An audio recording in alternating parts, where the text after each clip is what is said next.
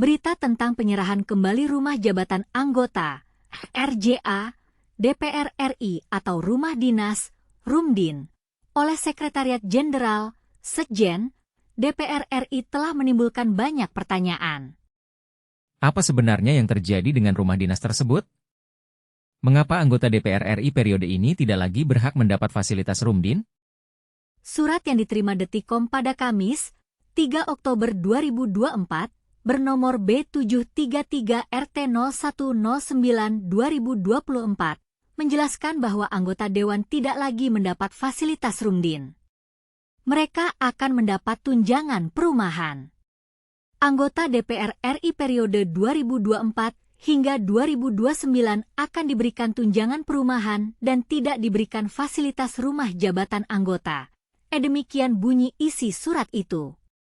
Sekjen DPR RI, Indra Iskandar, mengatakan bahwa Rumdin tersebut selama ini tercatat sebagai aset Kementerian Keuangan, Kemenkeu, dan Kementerian Sekretariat Negara, Kemensetnek. Indra mengatakan pihaknya tengah mengurus administrasi terkait penyerahan kembali aset tersebut ke negara. Namun, besaran tunjangan perumahan itu belum ditetapkan. Indra mengatakan bahwa pihaknya telah melakukan survei perumahan di sekitar gedung DPR RI dan masih memerlukan kajian lebih lanjut. Besarannya itu masih dikonsultasikan karena untuk mengasumsikan hunian atau rumah sewa di seputaran Senayan, Semanggi, dan Kebayoran itu untuk tipe-tipe 3 kamar itu harganya setelah disurvei masih fluktuatif dan variatif, sehingga kita harus memastikan secara cermat supaya tidak ada masalah, kata Indra. Apakah ini berarti bahwa anggota DPR RI akan mendapat tunjangan perumahan yang lebih besar dari sebelumnya? Ataukah ini hanya sebuah strategi untuk menghemat biaya rumah dinas? Banyak pertanyaan yang masih belum terjawab. Selain itu, kompleks perumahan DPR di Kalibata, Jakarta, juga akan dikembalikan ke negara. Rumah-rumah itu merupakan aset milik Kementerian Keuangan, Kemenkeu, dan Sekretariat Negara, Setnek.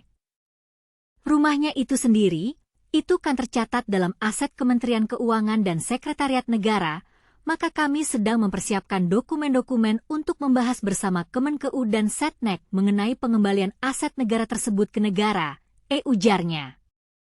Bagaimana dengan anggota DPR RI yang baru dilantik? Mereka akan menggunakan plat nomor khusus. Apa tujuan penggunaan plat nomor khusus buat anggota DPR itu? 580 anggota DPR RI periode 2024 hingga 2029 telah resmi dilantik. Setelah dilantik, anggota DPR tersebut akan mendapatkan sejumlah fasilitas yang tertuang dalam Surat Edaran Sekjen DPR RI nomor Q009414 DPR RI 12/2010 tentang gaji pokok dan tunjangan anggota DPR RI. Anggota DPR menerima tunjangan kehormatan sebesar Rp5.500.000, tunjangan komunikasi intensif Rp15.500.000, tunjangan peningkatan fungsi pengawasan dan anggaran Rp3.700.000, bantuan langganan listrik dan telepon Rp7.700.000, dan asisten anggota Rp2.200.000. Ada juga fasilitas lain seperti rumah dinas, mobil dinas, dan lain-lain. Namun, dengan adanya perubahan ini, apakah anggota DPR RI akan lebih fokus pada tugasnya sebagai wakil rakyat ataukah hanya akan memikirkan tentang fasilitas yang mereka dapatkan? Kita tunggu saja perkembangan berita ini lebih lanjut.